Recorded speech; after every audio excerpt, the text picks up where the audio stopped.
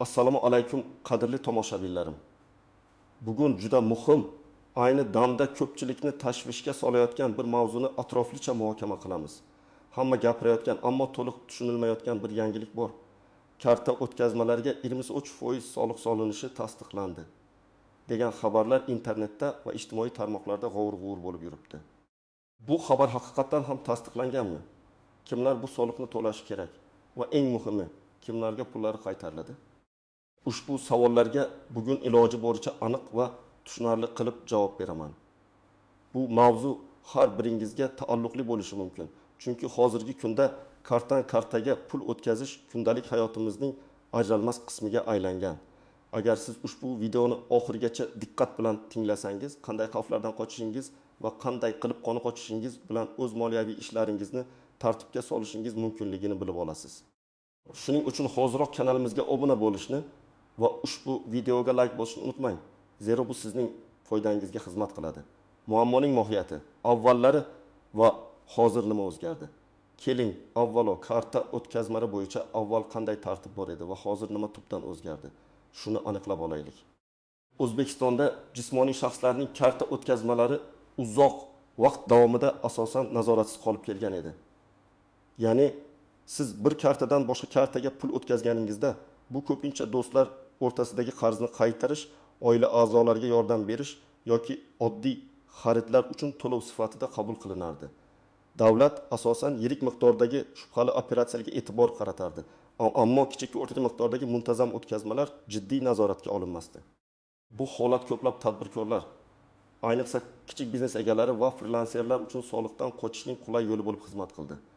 Ular o'z xizmatlari yoki tovarlari uchun to'lovlarni rasmiy bank hisob varaqlari orqali emas, balki shaxsiy plastik kartalarga qabul qilib, shu yo'l bilan daromad solig'i va boshqa majburiy to'lovlardan chetda qolishardi. Natijada davlat budjetiga katta miqdordagi soliq tushumlari tushmay qolardi. Bu esa iqtisodiyotga salbiy ta'sir ko'rsatardi. Endilikda esa vaziyat keskin o'zgardi. O'zbekiston Respublikasi Prezidentining 2023-yil 26 oktyabrdagi raqamli texnologiyalar orqali yashirin iqtisodiyot faoliyatini aniqlash samaradorligini oshirish chora-tadbirlari to'g'risidagi PK 348 sonli qarori hamda soliq kodeksiga kiritilgan o'zgartirishlar. Ayniqsa 2024 yildan kuchga kirgan normalar bilan jismoniy shaxslarning bank kartalari orqali amalga oshirilgan to'lov operatsiyalarini avtomatlashtirilgan tarzda monitoring qilish tizimi joriy etildi. Bu nimani anglatadi? Endi banklar va soliq idoralari o'rtasida ma'lumot almashinuv yanada shaffof va tizimli bo'ladi. Soliq organlari jismoniy shaxslarning kartalariga kelib tushayotgan mablag'larning manbasini tahlil qilish imkoniyatiga ega bo'lishdi. Agar kelib tushgan mablag'lar tadbirkorlik faoliyatidan olingan daromad sifatida baholanadigan bo'lsa, u holda bunday mablag'larga nisbatan tegishli soliqlar qo'llanilishi mumkin. Aynan shu yerda siz eshitgan 23%lik soliq masalasi paydo bo'ladi. Bu soliq asosan rasmiy ro'yxatdan o'tmagan tadbirkorlik faoliyatidan olingan daromadlarga nisbatan qo'llanilishi mumkin bo'lgan jismoniy shaxslardan olinadigan daromad solig'ining bir turi sifatida ko'rib chiqilmoqda.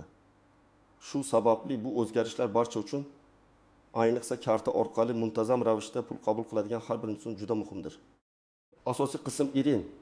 Nimalarni bilishingiz kerak? Kim tashvishlanishi kerak va kimga bu ta'sir qilmaydi? Keling, endi bu yangilikning tub mohiyatini chuqurroq ko'rib chiqaylik. Soliq kodeksining 367 moddasiga muvofiq jismoniy shaxslarning daromadlari soliqqa tortish obyekti hisoblanadi. Agar bank kartangizga kelib tushayotgan mablag'lar sizning tadbirkorlik faoliyatingizdan olingan daromad sifatida baholansa va siz ushbu faoliyatni rasman ro'yxatdan o'tkazmagan bo'lsangiz, demak, shu mablag'larga 12%lik daromad solig'i qo'llanilishi mumkin. Shu bilan birga, agar sizning faoliyatingiz qonuniy emas deb topilsa va soliq majburiyatlaridan bo'yin tovlash holati aniqlansa, jarimalar va penya hisoblash bilan birga qo'shimcha majburiyatlar ham yuzaga kelishi mumkin. Ayni shu yerda ko'pchilik eshitgan 23% raqami paydo bo'ladi. Bu raqam asosan 12% daromad solig'i, ijtimoiy soliq gohida 12% gacha va boshqa jarimalar penyalardan kelib chiqishi mumkin bo'lgan umumiy summaga ishora qiladi. Shuning uchun bu birorta alohida soliq turi emas, balki qonunbuzarlik oqibatida yuzaga keladigan umumiy moliyaviy yuk hisoblanadi. Kim tashvishlanishi kerak? Asosan quyidagi toifadagi shaxslar soliq idoralari diqqat markazida bo'lishi mumkin. 1. Rasmiy ro'yxatdan o'tmagan tadbirkorlar, agar siz biron bir mahsulot sotish, masalan, internet do'koni orqali, xizmat ko'rsatish, repertorlik, sartaroshlik, duradgorlik, taksi haydash, kurarlik va hokazo bilan shug'ullanib, buning uchun to'lovlarni shaxsiy plastik kartangizga qabul qilsangiz va bu operatsiyalar muntazam xarakterga ega bo'lsa, demak sizga nisbatan shubhalar paydo bo'lishi mumkin. Soliq organlari ushbu faoliyatni yashirin tadbirkorlik deb baholashi va unga nisbatan soliqlar hamda jarimalar qo'llashi mumkin. 2. Muntazam va ko'p miqdorda pul o'tkazmalarini qabul qiluvchilar. Agar sizning kartangizga bir necha kishidan muntazam ravishda ma'lum bir summadan yuqori pul kelib tursa, masalan, har oyda 5-10 ta turli odamlardan 2 million so'm yoki undan ko'proq mablag' kelib tushayotgan bo'lsa, bu avtomatik ravishda soliq organlarining e'tiborini tortishi mumkin. Bu ayniqsa bir xil miqdordagi yoki bir xil vaqtda amalga oshirilgan o'tkazmalar bo'lsa, yanada shubhali hisoblanadi. Kimga bu ta'sir qilmaydi? Bu yangilikdan hech qanday tashvishlanmasligi kerak bo'lganlar esa quyidagi shaxslardir. Oilaviy o'tkazmalar. Agar siz ota-onangizga, bolalaringizga, turmush o'rtog'ingizga yoki boshqa yaqin qarindoshlaringizga pul o'tkazsangiz yoki ular sizga o'tkazsa, bu hech qanday soliqqa tortilmaydi.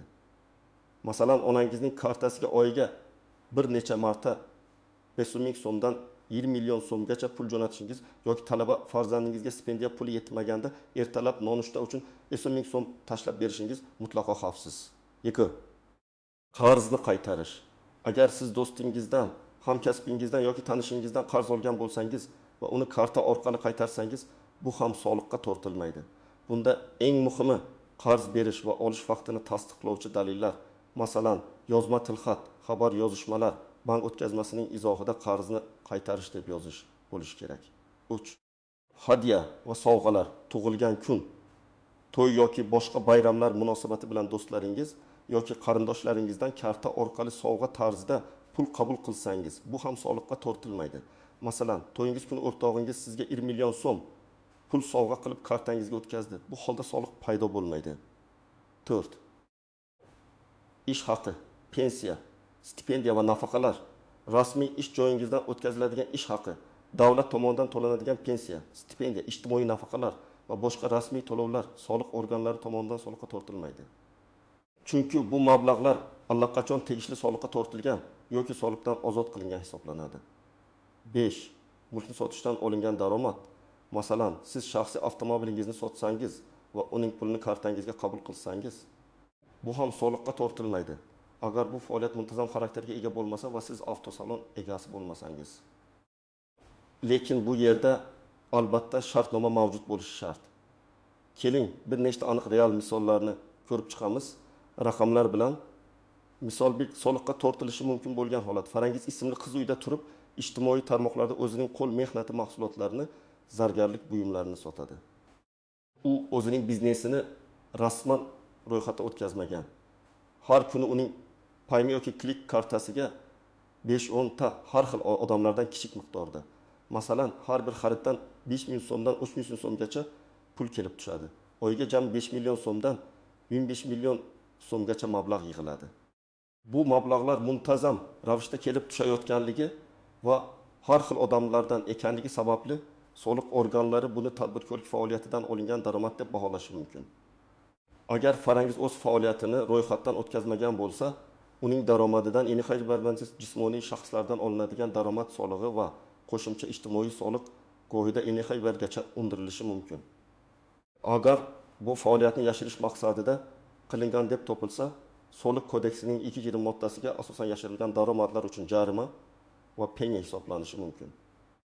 Misol uchun, agar u 10 million so'm daromadni yashirgan bo'lsa, unga 1 million 200 ming so'm daromad solig'i, unga qo'shimcha 1 million 200 ming so'm ijtimoiy soliq hamda yana 2030 miqdorida jarima va penya yana 2-3 million so'm hisoblanishi mumkin.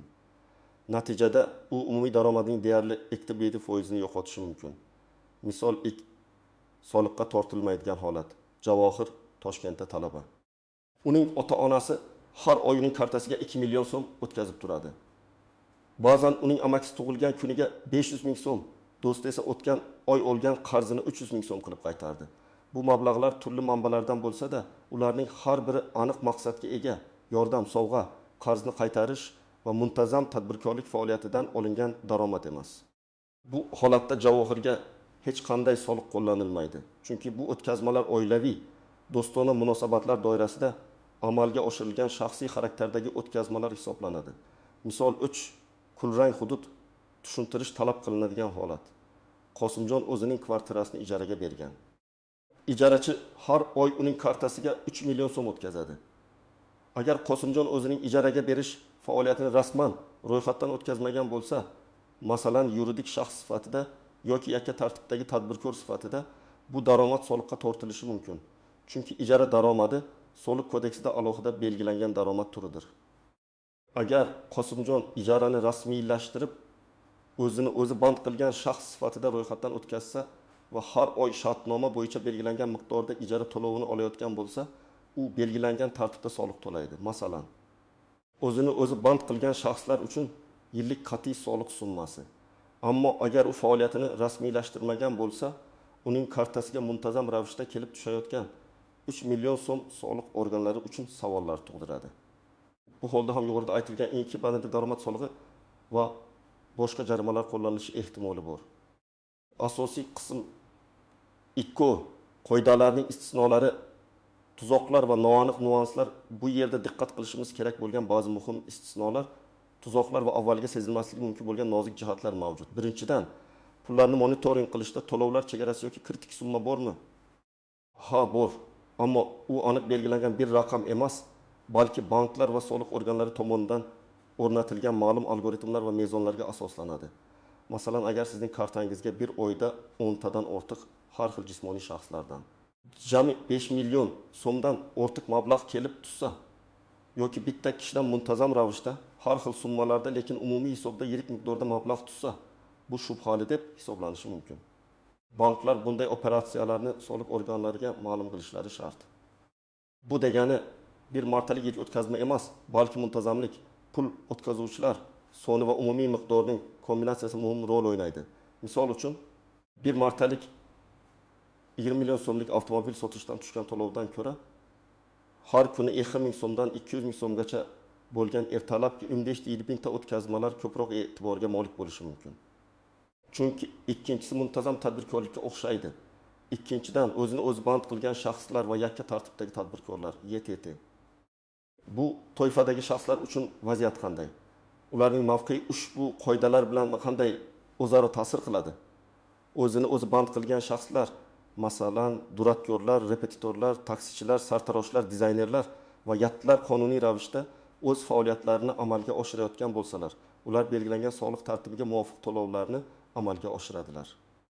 Masalan, o'zini o'z band qilgan shaxs har oyda minimal miqdorda ijtimoiy soliq to'laydi. 2024 yil holatiga ko'ra bazaviy hisoblash miqdorining 2 baravari. Yatitlar esa soddalashtirilgan soliq tizimida, masalan, 4.1 aylanma solig'i ishlaydilar. Agar ular o'z faoliyatlarini rasman ro'yxatdan o'tkazgan bo'lsalar va mijozlardan o'z kartalariga pul qabul qilsalar, bu qonuniy daromad hisoblanadi va yuqorida aytilgan 23% soliq ularga taalluqli emas. Ular faqat o'zlarining tanlagan soliq rejimiga muvofiq soliq to'laydilar. Asosiy muammo ro'yxatdan o'tmagan tadbirkorlar bilan bog'liq. Shunday ekan, agar sizda daromad kelayotgan bo'lsa, uni rasmiylashtirganingiz ma'qul. Uchinchidan, kimga pul qaytariladi degan savol. Bu juda muhim nuansa. Shuni tushunishimiz kerakki, agar sizning daromadingiz qonuniy ravishda tadbirkorlikdan olingan daromad sifatida aniqlansa va sizdan soliq undirilsa, bu pul qaytarilmaydi. Pulni qaytarish deganda quyidagi holatlar nazarda tutilgan bo'lishi mumkin. Xato hisoblangan soliq. Agar soliq organlari noto'g'ri ma'lumotlarga asoslanib yoki texnik xato tufayli sizga soliq hisoblagan bo'lsa, siz tegishli hujjatlarni taqdim etib, bu xatoni isbotlasangiz, ortiqcha to'langan yoki asossiz undirilgan mablag'lar sizga qaytariladi. Misol uchun, bank xatosi tufayli sizning kartangizga kirish kerak bo'lmagan katta miqdordagi mablag' kelib tushib, u daromad deb hisoblangan bo'lsa, bu holatda pul qaytarilishi mumkin. Qonuniy tushuntirilgan daromadlar. Agar sizdan soliq idorasi tushuntirish so'raganida, siz kartangizga kelib tushgan mablag'larning tadbirkorlik daromadi emasligini isbotlay olsangiz, masalan, qarzdorlikni qaytarish, hadya, yaqin qarindoshlardan yordam pullari ekanligini tasdiqlovchi hujjatlar yoki yozishmalar bilan, unda sizga nisbatan hech qanday soliq qo'llanilmaydi va sizdan hech narsa undirilmaydi. Agar qandaydir sababga ko'ra undirilgan bo'lsa, u qaytariladi. Shuning uchun pulni qaytarish deganda asosan noto'g'ri hisoblangan yoki asossiz undirilgan mablag'lar tushuniladi. Qonuniy asosda to'langan soliqlar emas. 4-dan unobvious nuances, noaniq nuanslar. Xalqaro o'tkazmalar. Agar siz xorijdagi qarindoshingizdan yoki xorijdagi ish beruvchingizdan, agar u sizni frilanser sifatida ishga olgan bo'lsa, pul qabul qilsangiz, bu ham diqqat markazida bo'lishi mumkin. Xorijdan kelgan har qanday pul o'tkazmasi, agar u sizning daromadingiz bo'lsa, soliqqa tortilishi kerak. Bu yerda ham daromadning tabiati muhim. Agar bu oilaviy yordam yoki sovg'a bo'lsa, soliqqa tortilmaydi. Lekin bu xorijiy kompaniyadan sizning xizmatingiz uchun to'lov bo'lsa, siz uni deklaratsiya qilishingiz va soliq to'lashingiz shart. Naqd pulni kartaga qo'yish. Ba'zan odamlar naqd pulda ishlaydi. So'ngra topgan pullarni kartalariga qo'yishadi. Agar bu pullar muntazam va katta miqdorda bo'lsa, banklar va soliq idoralari bu haqda ham ma'lumot almashishi mumkin. Ya'ni naqd pullar ham monitoringdan chetda qolmaydi. Ayniqsa bankomat orqali yoki kassalar orqali katta miqdorda kiritilganda. Isbotlash shuki, eng muhim nuanslardan biri isbotlash shuki. Agar soliq idorasi sizning kartangizga tushgan mablag'larni tadbirkorlik daromadi deb gumon qilsa, bu mablag'larning boshqa manbadan kelganligini yoki soliqqa tortilmasligini isbotlash mas'uliyati sizning zimmangizda bo'ladi. Siz tegishli hujjatlar, shartnomalar, cheklar, yozishmalar va boshqa dalillarni taqdim etishingiz shart. Shuning uchun barcha moliyaviy operatsiyalar bilan bog'liq hujjatlarni saqlash juda muhimdir. Praktik maslahatlar. Tomoshabin nima qilish kerak? Xo'sh, endi konkret harakatlarga o'tamiz. Ushbu ma'lumotlarni eshitgach, ko'pchiligingizda unda men nima qilishim kerak degan savol tug'ilishi tabiiy. Keling, sizga aniq bosqichma-bosqich ko'rsatmalar beraman. 1. Agar siz tadbirkorlik faoliyati bilan shug'ullanayotgan bo'lsangiz, mahsulot sotyapsizmi, xizmat ko'rsatyapsizmi yoki muntazam daromad keltiradigan boshqa faoliyat bilan shug'ullanyapsizmi, lekin hali rasman ro'yxatdan o'tmagan bo'lsangiz, o'zini o'zi band qilgan shaxs sifatida ro'yxatdan o'ting. Bu eng sodda va arzon yo'l. Soliq mobil ilovasi orqali yoki Davlat soliq qo'mitasining sayti orqali bir necha daqiqada ro'yxatdan o'tishingiz mumkin. O'zini o'zi band qilgan shaxslar uchun yillik ijtimoiy soliq miqdori bazaviy hisoblash miqdorining BXM 1 baravari atrofida belgilangan. 2024 yilda 34 million so'm. Bu summa sizga kelajakda pensiya olish imkoniyatini ham beradi. Bu soliq miqdori, e'tibor bering, har oy yoki har bir o'tkazma uchun emas, balki butun yil uchun. Ro'yxatdan o'tish orqali siz qonuniy ishlayotgan bo'lasiz va sizning kartangizga kelgan to'lovlar rasmiy daromad sifatida tan olinadi. Yakka tartibdagi tadbirkor YTT sifatida ro'yxatdan o'ting.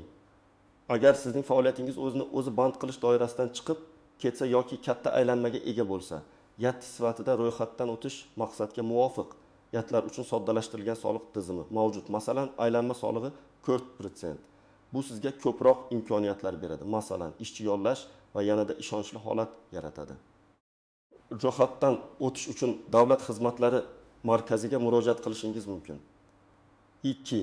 Agar siz muntazam ravishda kartangizga boshqa shaxslardan pul qabul qilsangiz, lekin bu tadbirkorlik faoliyati bilan bog'liq bo'lmasa, hujjatlarni saqlang. Har bir pul o'tkazmasining maqsadini tasdiqlovchi dalillarga ega bo'ling. Agar qarz bergan bo'lsangiz, tilxat, agar sovg'a bo'lsa yozishmalar, WhatsApp, Telegram, SMS, agar kimdir sizga yordam tariqasida pul yuborgan bo'lsa, bu haqida yozishmalar. Masalan, qarzni qaytarish, tug'ilgan kun sovg'asi, oila yordami kabi izohlar o'tkazma paytida juda foydali bo'lishi mumkin. Bank kartasi o'tkazmasining izoh qismiga bu ma'lumotlarni kiritishni odat qiling. Rasmiy munosabatlarni shakllantiring. Agar kimdir sizga muntazam ravishda pul o'tkazsa, masalan, kvartira ijara haqi, albatta yozma shartnoma tuzing. Bu sizni kelajakdagi muammolardan himoya qiladi. 3. Agar sizni soliq organlaridan chaqirishsa yoki sizga xat yuborishsa, vahimaga tushmang, asosiysi vahimaga tushmaslik. Sizga daromadingiz manbasi haqida tushuntirish berish talabi bilan murojaat qilishlari mumkin. Hujjatlarni tayyorlang. Yuqorida aytilgandek mavjud bo'lgan barcha tasdiqlovchi hujjatlarni, tilxatlar, shartnomalar, yozishmalar, cheklar to'plang. Tushuntirish bering. Soliq organiga borib holatni tushuntiring va barcha dalillarni taqdim eting. Agar sizning mablag'laringiz qonuniy manbalardan kelganini isbotlay olsangiz, sizga nisbatan hech qanday soliq yoki jarima qo'llanilmaydi. Malakali yordam oling. Agar vaziyat murakkab bo'lsa yoki o'zingizning huquqlaringizni himoya qilishda qiynalayotgan bo'lsangiz, tajribali yurist yoki buxgalter bilan maslahatlashing. Ular sizga to'g'ri yo'l ko'rsatishadi va soliq organlari bilan muloqotda yordam berishadi. 4. Noto'g'ri hisoblangan soliqni yoki asossiz undirilgan mablag'larni qaytarish uchun nima qilish kerak? Murojaat qiling. Birinchi navbatda sizga soliq hisoblagan soliq inspeksiyasiga yozma ariza bilan murojaat qiling. Arizada holatni to'liq bayon qiling va nima uchun soliq noto'g'ri hisoblangan deb hisoblayotganingizni asoslang. Hujjatlarni ilova qiling. Arizangizga barcha tasdiqlovchi hujjatlarni, bank ko'chirmalari, o'tkazma izohlari, shartnomalar, yozishmalar va boshqalar ilova qiling. Muddatlarga rioya qiling. Soliq qonunchiligida murojaatlarni ko'rib chiqish vaqtlari belgilangan. Ushbu muddatlar ichida javob olmasangiz, yuqori turuvchi organlarga, masalan, Davlat soliq qo'mitasiga yoki sudga murojaat qilish huquqingiz bor. Moliyaviy savodxonlikni oshirish bu eng muhim qadamdir. Qonunlarni bilish, huquqlar, majburiyatlaringizni tushunish sizni ko'plab muammolardan himoya qiladi. Xulosa va yakuniy chorlov, qadrli tomoshabinlarim. Bugungi videoda karta o'tkazmalarga soliq solinishi bilan bog'liq muhim masalalarni atroflicha muhokama qildik. Shuni unutmasligimiz kerakki, davlatning maqsadi oddiy fuqarolarning shaxsiy o'tkazmalariga soliq solish emas, balki yashirin tadbir faoliyatini qonuniylashtirish va soliq bazasini kengaytirish orqali mamlakat iqtisodiyotini mustahkamlashdir. Yangi tizim shaffoflikni ta'minlashga va barcha uchun adolatli raqobat muhitini yaratishga qaratilgan. Agar siz rasmiy ro'yxatdan o'tmagan holda biznes yuritayotgan bo'lsangiz, maslahatim bugunoq o'z faoliyatingizni qonuniylashtiring. Bu sizni katta jarimalar va yoqimsiz vaziyatlardan himoya qiladi. Shu bilan birga kelajakdagi huquqlaringizni, masalan, pensiya ta'minlaydi. Agar sizning kartangizga kelib tushayotgan pullar shaxsiy ehtiyojlar uchun bo'lsa, har doim ularning manbasini tasdiqlovchi dalillarga ega bo'ling. Eng muhimi, moliyaviy savodxonligingizni oshiring va doimo qonunlar doirasida harakat qiling. Umid qilamanki, ushbu video sizning barcha savollaringizga javob berdi va kelgusidagi harakatlaringiz uchun aniq yo'nalish berdi. Bu mavzu bo'yicha qanday fikrdasiz? Sizningcha bu yangilik qanchalik adolatli? Izohlarda o'z fikrlaringizni yozib qoldiring. Biz albatta ularni o'qib chiqamiz. Videoga like bosishni va kanalimizga obuna bo'lishni unutmang. Chunki oldinda sizni yana ko'plab foydali ma'lumotlar kutmoqda. O'zingizni va moliyaviy ahvolingizni himoya qiling. Keyingi videolarda ko'rishguncha